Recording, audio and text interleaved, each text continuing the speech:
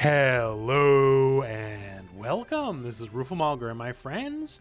Today in this video we're talking about Super Baby 2 and we're talking about his forward and heavy, the 6H if you will, and that is basically the E-Honda Sumo Slaps. So there's actually a fair bit going on with this move besides just what you're seeing here where he's just doing the 100-hand slap on you. And one of the first things to mention here, because this is a question I get quite a lot about it, is what kind of projectile is it? And turns out it's really weird and sort of in its own category.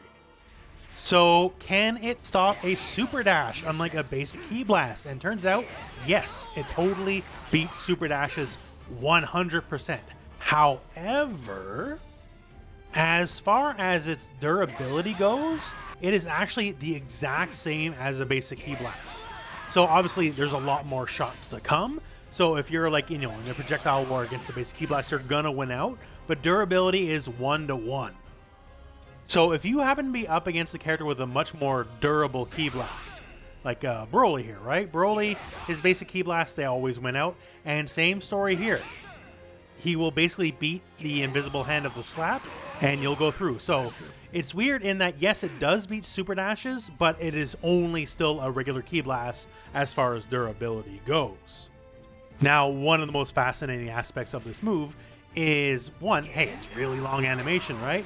But it does count as a normal, not a special move, meaning you are totally allowed to tag while doing it. And this is also on block as well. So once they're in here, okay, I can tag out and they're still in the block stun, which is fantastic as I can maneuver around my character. However, there is a little caveat to that. The move itself is not airtight. So after I block the first hit, I can just literally jump out of it. So that is something you got to keep in mind. So if you're trying just to do the thing and tag out right away, I can just literally jump and smack you out of it. So you gotta be aware of that. In fact, the only time the move becomes airtight is basically on the third hit and up. So even after the second hit, I can still jump out. So only when it starts being hit 3, right there, this has become totally airtight and there's nothing you can do other than block.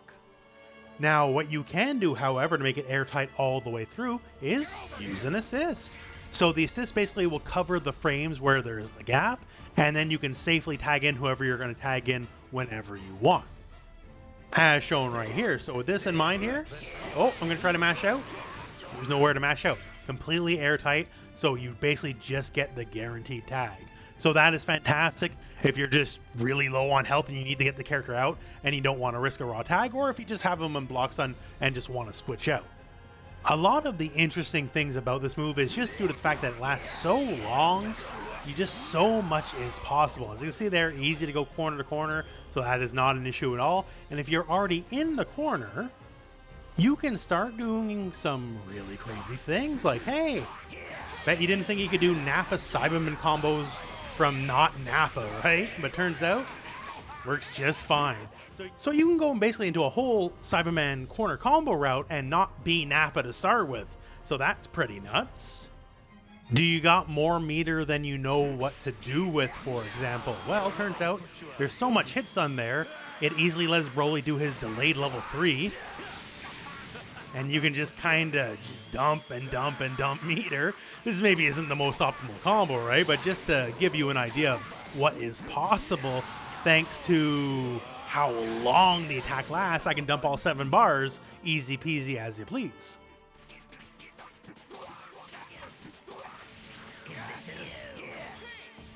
And yes, just so you know, you can use it even to get the Spirit Bomb off, because everyone loves Spirit Bomb combos. So it is just truly a super versatile move.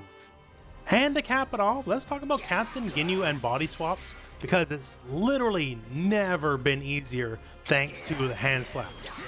So if we have the enemy in the corner, literally any stray hit will convert into a full body swap setup, and we don't even need an assist or any other gimmicks.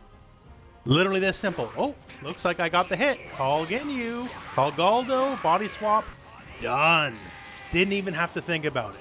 As long as you can hit confirm anything, the body swap is guaranteed, and that's all there is to it, because the hand slaps hold them in place for so long that we can just freely call Galdo, freely do the body swap, and that's all there is to it.